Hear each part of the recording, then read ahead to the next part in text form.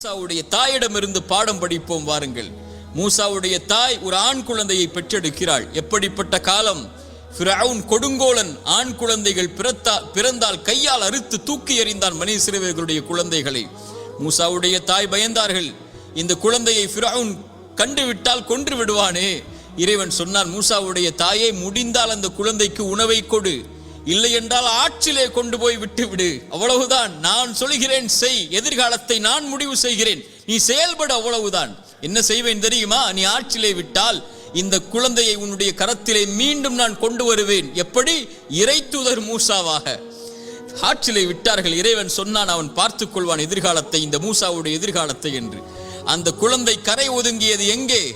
ஃபிரவுன் எந்த குழந்தை கையில் கிடைத்தால் அறுத்து விடுவான் என்று பயந்தார்களோ அந்த ஃபிரவுனுடைய அரண்மனையுடைய வாயிலில் எடுத்தார்கள். ஃபிரவுனுடைய மனைவி அழகாக இருக்கிறதை, இதை வளர்த்து விடுவோம் என்று முடிவெடுத்தார்கள். ஃபிரவுன் அதை அந்த குழந்தைக்கு உணவை கொடுப்பதற்கு பெண்களை தேடினான். மூசாவுடைய தாய் அழைத்து கொண்டு வரப்பட்டார்கள். அவர்களுடைய கரத்தில் மூசா அலைஹிஸ்ஸலாம் ஒப்படைக்கப்பட்டார்கள். இறைவன் சொன்னான், திருப்பி கொண்டு வருவேன். எப்படி ஒப்படைக்கப்பட்டார்கள்? இறை தூதர் மூசாவாக. மூசாவுடைய தாய் பயந்தார்களா எதிர்காலத்தை?